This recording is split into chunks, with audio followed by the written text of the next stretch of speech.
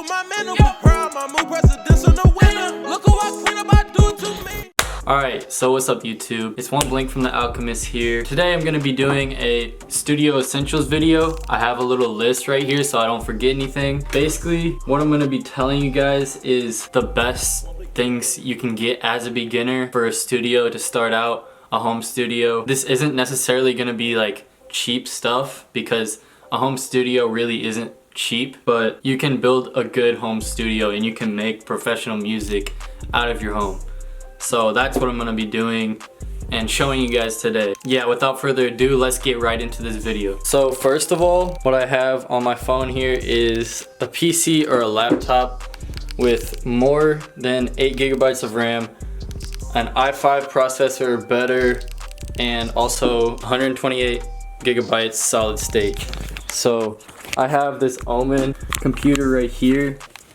This is what I use literally basically all the time I'm making beats. Those are the specs you will want on a laptop or a computer. That's actually a really important thing, is if you get a cheap laptop, your FL is gonna crash all the time and it's just not gonna be like a good experience starting out making music. Moving on, the next thing I have on my list is an audio interface. Here I have a Focusrite, a Scarlett 6i6. I'm not necessarily an audio engineer, so I'm not the person mainly recording people. I just make the beats.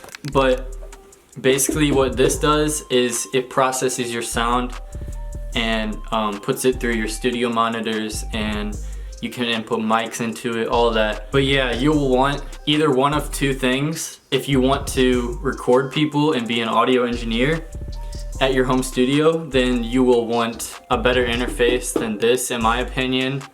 You'll probably want a Universal Audio Apollo Twin, but yeah, you can just stick with even something lesser than the Scarlett 6i6. If you're just making beats, it doesn't really matter as much. But yeah, that's that.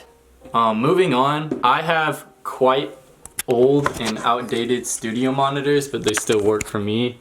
I have the Rokit 5s. Literally, you just need one cable and it's this 1/4 inch and it plugs right into your Focusrite. That's literally all you need. You can find these. I found this pair for like $300 and that was like a year and a half ago. Like these are still really good studio monitors, but Rokit now has up to Rokit 8, I think, maybe even another version, but the Rokit 5s are pretty good to me still. That's just a really good studio production monitor that I think is really essential for a studio. Moving on, if you're a producer, you're probably gonna record people at least at some points. So what I recommend is getting a microphone. Now you want a cardioid condenser microphone, so that these are microphones that only pick up sound from the front and they block sound in the back. I don't know much about microphones, but that's the basics that I know. And so I have the Audio-Technica AT2020. It's just a really basic beginner microphone that works really well, especially if you're a beginner. And this is an XLR cord. You'll need one of these that plugs into right here on your interface. And a pop filter is pretty necessary, just to it blocks all the air that goes into the mic. I have this thing. You don't really need it, but that's that for the mic. Audio-Technica headphones. These are very essential. Yeah, these are the Audio-Technica HM50X. Yeah, I'll leave a link for everything in the description. I'll leave a link. Audio-Technica headphones are the best headphones that I've used for music production. Moving on, that really is everything that you need that's essential for music production. But I have another little list. This is going to be the second half of the video. This is things you don't need, but you might still find really useful. So the first one here, I was kind of borderline trying to figure out if this was something you needed or something you might want, but I just figured that it's not really essential because you can draw in your notes like this. You can draw in your notes. I find it really useful.